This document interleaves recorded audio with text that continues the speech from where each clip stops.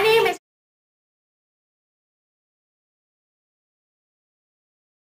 Today we're going to do a presentation about biofuels. The title of our presentation is, Are Biofuels Helping or Harming the Environment and our Society? It is going to be in the form of a documentary. So here it goes. Today we're going to introduce you to biofuels. You may be wondering what biofuels are. To separate fact from fiction, we're going to give you unbiased information so you can formulate your own opinion upon this matter. So what are biofuels?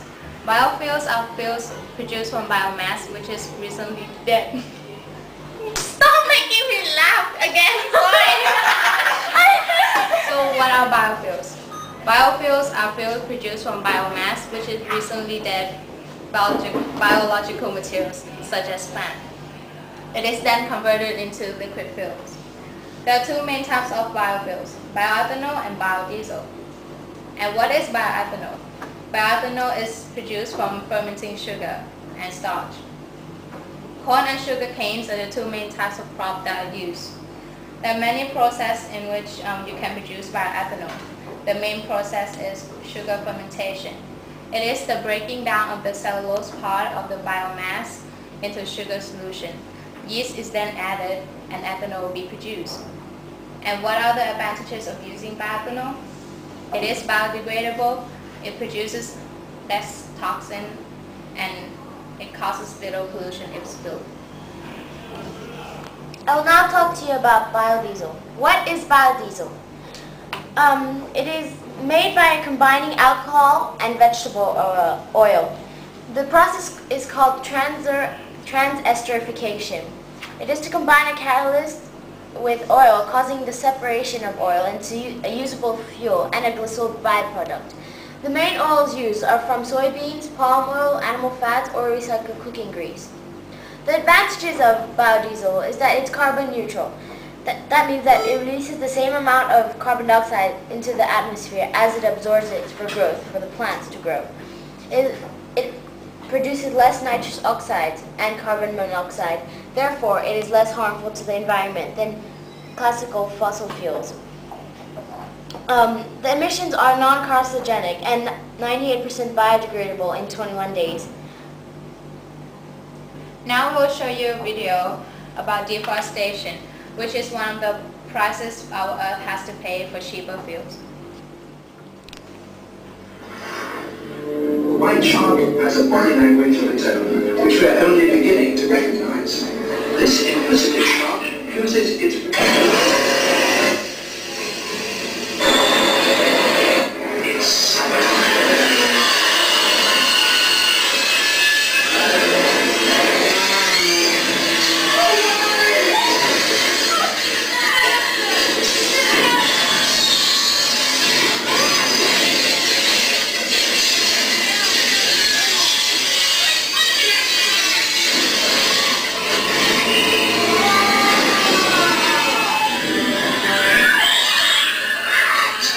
Isn't it?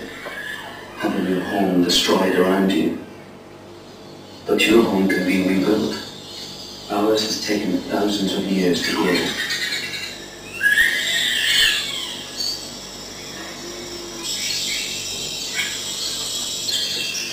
Without our forest home, we apes will become extinct in your lifetime. And it's not just us. Thousands of other species will also disappear.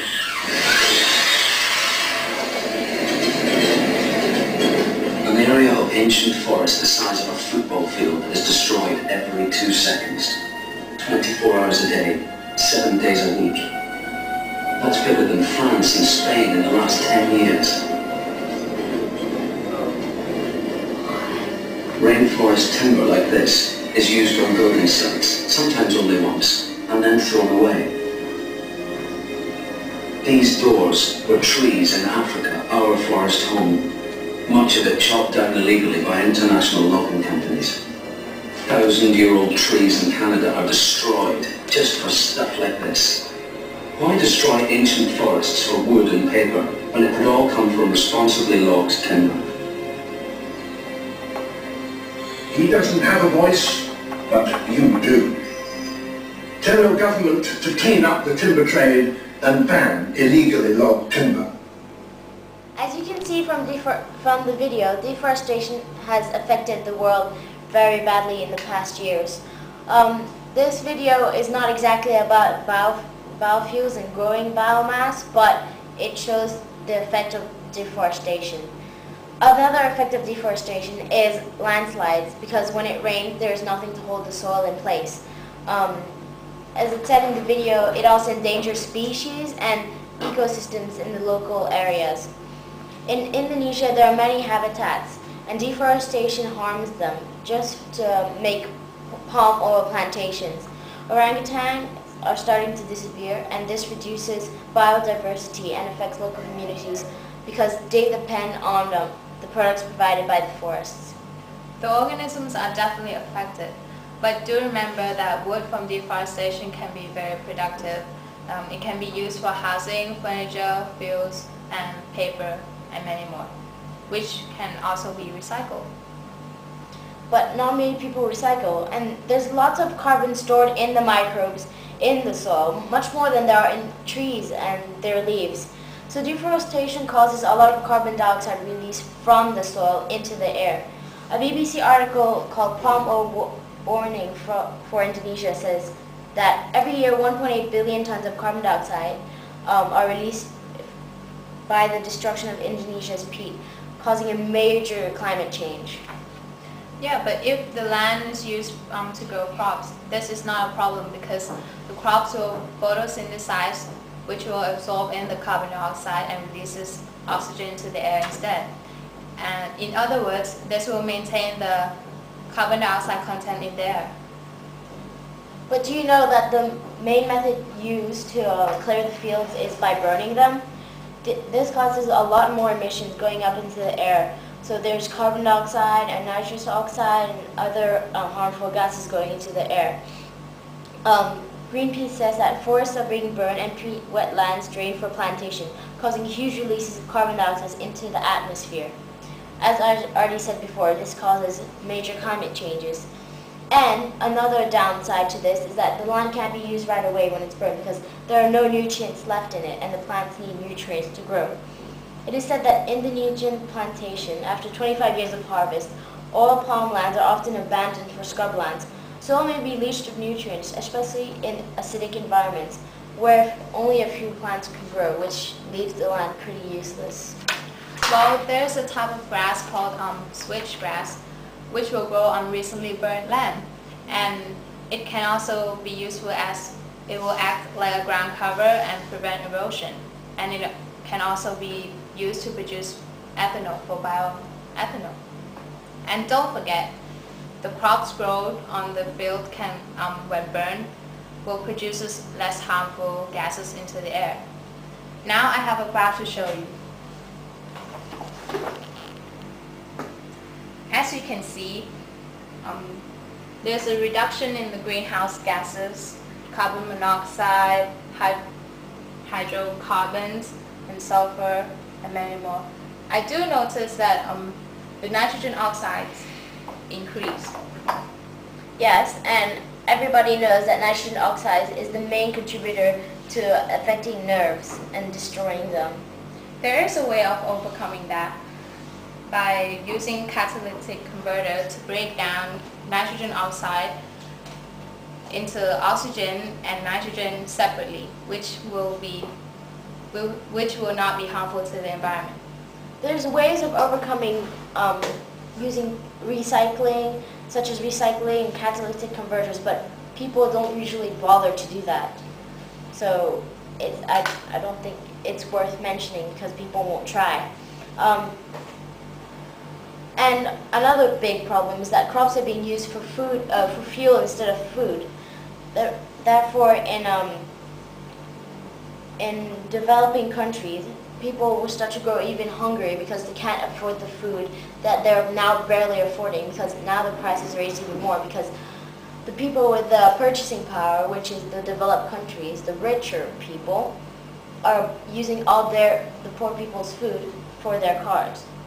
Morning Edition from March 15, 2007 states that the fuel has drawbacks, including the possibility that significant use of corn-based ethanol could mean higher costs for a food staple in many poor nations. Yeah, but in many developed countries, crops are cheaper than fuels, so it makes sense to use crops to produce biofuels. For example, in Canada, the central heating units are supplied by corn, so they should use that to produce biofuels and use it as a source of energy. It is also helpful to countries that are dependent on imports of oil. For example, like America, they can reduce their reliance on import of oil from like Venezuela and Iran and produces biodiesel domestically instead using the available resources. It is also a good way of reusing the waste cooking oil, which you have millions of gallons every year from restaurants and households. Biofuels in general also give out more energy per unit than fossil fuel, so it is more efficient. But if the price of food increase, the poor, as I said before, poor people will suffer the most, especially in our developing countries. A really good example is our own country, Thailand. The corn prices have increased by a lot because they're now using the corn to make biodiesel instead of using it to make food products such as cornflakes and other sorts of products which include corn. This is where fertilizers can be very helpful.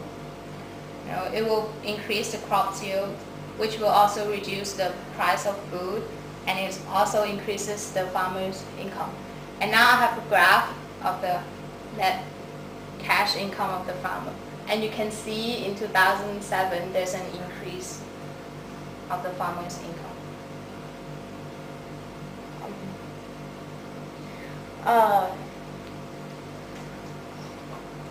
Fertilizers that are used to increase the amount of crops produced go into rivers when it rains. This affects the ecosystem and especially the aquatic environment in less economically developing countries where people live around rivers and they depend on them for drinking water, for cleaning, for cooking, and if there's fertilizers in the water, this could be very dangerous for them as fertilizers are dangerous to humans.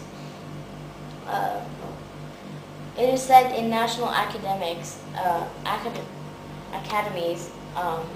that the quality of groundwater, rivers, coastal, and offshore waters could be impacted by increased fertilizers and pesticides used for biofuels, the report says. The relevance of fertilizer production to the environment with the potential for harmful emissions and that fertilizers use the environment with the potential for nutrient losses to the environment are clear, meaning that the harmful side effects of fertilizers are very clear. So after we have given you all the facts about biofuels, would you go for or against biofuel? I go against it because I think it's damaging for the environment, such as CO2 emissions, and it's also harmful to species. So, yeah. I'd be for biofuels because otherwise what are we going to do when all the fossil fuels run out?